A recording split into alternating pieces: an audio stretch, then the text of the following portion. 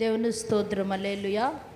మరి దేవుని పరిశుద్ధాత్మాలయంలో దేవుడు చేసిన బలమైన సాక్ష్యము.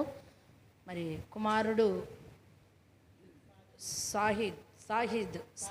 సాజిద్ దేవుని స్తోత్రం, హల్లెలూయా. మరి వారి పేరెంట్స్ ఎంతో విశ్వాసం కలిగిన వారు.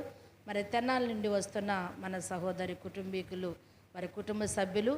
మరి బాబు పుట్టిన తర్వాత మరి హాస్పిటల్లో ఏడవలేదంట. పుట్టంగానే ఏడుస్తారు కదా, ఏడిస్తేనే ఆరోగ్యంగా ఉన్నారని మరి నమ్మకము. అయితే బాబు పుట్టినప్పుడు మరి ఏడవలేదంట. వెంటనే వారికి భయం వేసింది, వేరే హాస్పిటల్కి తీసుకువెళ్ళాలి అని చెప్పారంట.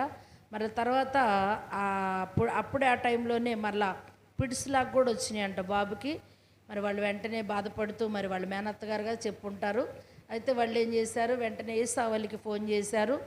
ఫోన్ చేసి అమ్మ బాబు కోసం ప్రార్థన చేయండి అయ్యా, అమ్మకి చెప్పండి అని. మరి వారు కూడా విశ్వాసంతో నమ్మకంతో ఏసావలతో మరి ఫోన్లో ప్రార్థన చేయించుకున్నారు. వారి కలిగిన నమ్మకం బట్టి వెంటనే యేసు ప్రభు మా బిడ్డను రక్షిస్తాడు, ఆయన రక్షకుడని వారి కలిగిన నమ్మకం బట్టి వెంటనే మరి ప్రార్థన చేయటం ద్వారా వారి విశ్వాసము, మనం చేసిన ప్రార్థన ప్రభు ఆలకించి ఆ పసిబిడ్డకి పరిపూర్ణమైన ఆరోగ్యం నుంచి మరి క్షేమంగా మన మధ్యకి తీసుకొచ్చి ఉన్నారు. దేవుడు చేసిన మేలుకి వారు మరి జరుగుతున్న ఉపవాస ప్రార్థనలో ఈ శుక్రవారం రోజు మరి సాక్ష్యం చెప్పుకోవాలని వారు ఎంతో నమ్మకంగా మరి పరిశుద్ధాత్మాలయకి రావటం జరిగింది. వారి కుటుంబమును ప్రభు దీవించాలి, వారికి సపోర్ట్ చేసి ప్రభు సన్నిధికి నడిపించిన వారి కుటుంబాన్ని కూడా దేవుడు ఆశీర్వదించాలి. మొదటగా పాప వారికి, ఇప్పుడేమన్నా బాబు, దేవుడు వారిని పాపని బాబుని ఇద్దరిని ఇచ్చాడు. దేవుని స్తోత్రం, హల్లెలూయా.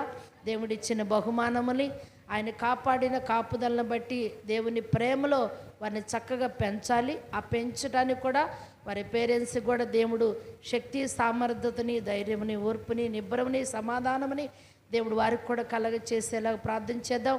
పసిబిడ్డ బ్రతుకు దినములంతా కూడా కృపాక్షేమముతో అంచెలంచెలుగా ఉన్నతంగా బిడ్డ ఆయువారోగ్యాలతో వెదగాలని కూడా మనం ప్రార్థన చేద్దాం. దేవుడు చేసిన మేలుని మరి వారి సాక్ష్యం చెప్పుకొని ఉన్నారు. దేవుడి సాక్ష్యమును దీవించునుగాక. ఆమీన్, ఆమీన్. హల్లెలూయా, హల్లెలూయా. గట్టి చప్పట్లు కొట్టి ప్రభు నామాన్ని మహింపడదామమ్మ.